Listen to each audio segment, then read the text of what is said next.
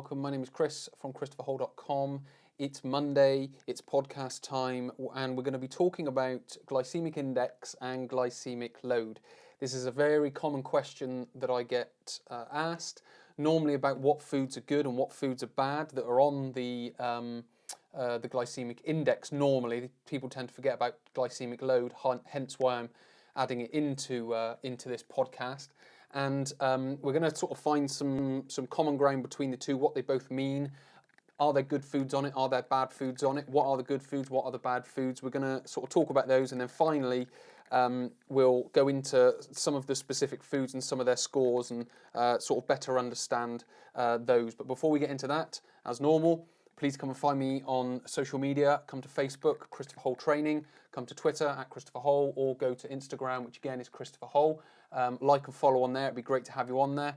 Alternatively, come to the website, christopherhole.com/join. Pop your name, pop your email address in, sign up to the newsletter where we try and get as much information out there to you, all video content, so you don't have to read many words. It's all video content, either in this podcast style, could be PowerPoint style, or it could be a tutorial style, where we try to get this information, anything that fits under the health and fitness umbrella, we try to get it to you to help you learn, to help you understand your health and fitness better, so you can get more from your body as you go through life. So back to today's podcast, which is all about glycemic index and glycemic load. First of all, what are the two? Are they significant when it comes to food? Well, let's find out. So if we look at glycemic index first, it's how slowly or quickly those foods can cause an increase in blood glucose level, and it's scored on a scale of 1 to 0.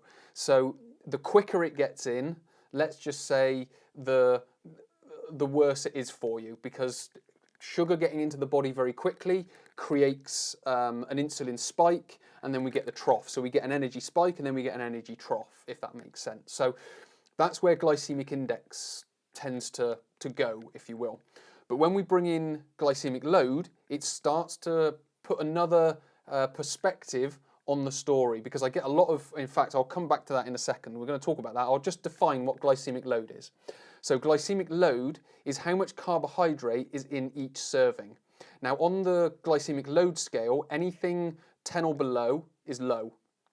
Anything 20 or above is high. And then anything from sort of 10 to 20 you would consider as like medium, if you will. So we've got those two scales. Glycemic index is how quickly or how slowly, so that's how fast or how slow it gets into the system. And then glycemic load equals how much, if you will. So high GI is quick release, simple carbohydrates, foods that might resemble a sugary drink, or it might resemble a cake or a biscuit or something like that. Then you've got low GI foods, which are slow release, which might be a whole grain. It could be porridge oats or something like that. So you can start to sort of see the difference in the foods. But what we then get is when we put the two together, so when we put glycemic load and glycemic index together. So if you've got a high GI food, so it releases into the blood system quickly, and a high GL score, glycemic load, there's a lot of it, they're the worst foods. So if you just look at GI, you won't get the whole story. You'll get some foods that are like, well, why is watermelon got a high GI? It's got a score of 72, by the way. So why is that up really high? Why is that higher than white spaghetti, for example? Well, the reason is it releases into the system quicker. But the difference is its GL score. So if you take watermelon, its GL score, so how much is there, is 4. So it's a very low score.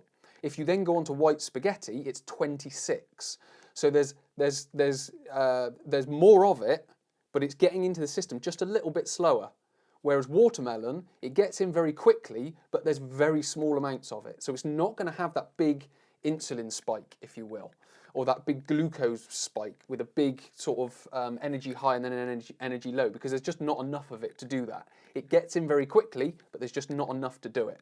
So we've got on the, so for the specific foods, if you will, you've got watermelon, which has got a GI of 72, so it's quick release, but the amount of it, GL, is only 4. So there's not a lot of it to go in. Then again, you've got carrots. People see carrots as this, you shouldn't eat too many carrots because of the amount of sugar. But you've got a GI of 39, so again, still, you could say, quite high. But a GL of 2, so again, it's even lower than watermelon. Then you've got quinoa, which has got a GI of 53 and a GL of 13. Brown rice, a GI of 50, but a GL of 16. So again, it gets in quick. There's just not much of it there to make a great deal happen within the body with regards to insulin, glucagon, blood sugar spikes, blood sugar troughs, energy highs, energy lows, if that makes sense. So if you've got high GI but low GL, then you're okay. Foods like Lucozade, so if you're from the UK, you'll know Lucozade, it's an energy drink. If you're America, you're looking at like Gatorade, possibly Powerade, and those types of drinks.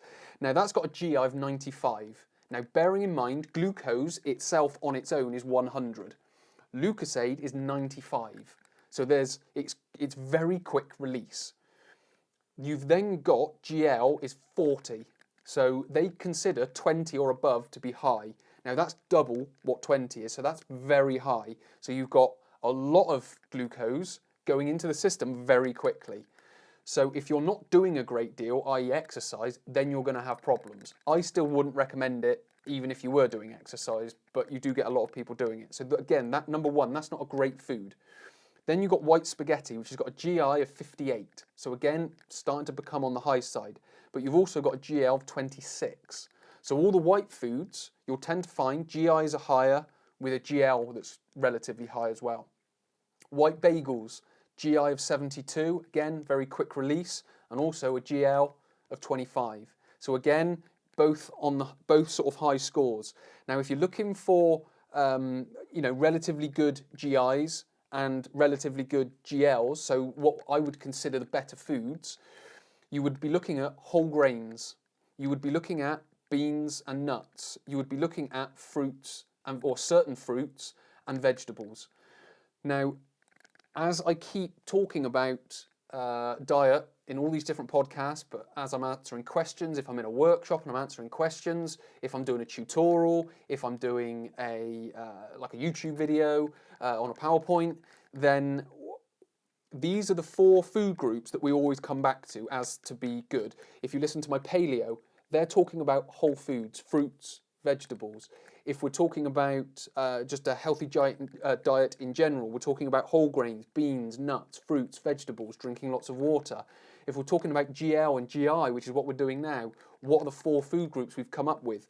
Whole grains, beans, nuts, most fruits and vegetables. So we can start to see a pattern here. So as we look at all these different diets that we see around the world, that we see in the books and on the TV, what it all comes down to are those 4 food groups: whole grains, beans, nuts, fruits, vegetables, drinking plenty of water. If you can get more of those in, your health is going to be better than if you don't. So that kind of, I guess, concludes or summarizes, if you will, glycemic index versus glycemic load. Use them both. Don't just use one of them, because if you use one of them, you won't get the whole story. You have to use both to be able to get the whole story on, is that let's just say, a good food or a bad food. I don't normally put them in those categories, but if we were just to say that for now, then we would need to see glycemic index and we would need to see glycemic load alongside it. So many thanks for listening. Hopefully I haven't talked too fast for you. Hopefully you've gained an insight and maybe brought another perspective in when it comes to selecting your foods. But yes, many thanks for listening. My name is Chris from ChristopherHole.com. I will speak to you in the next podcast.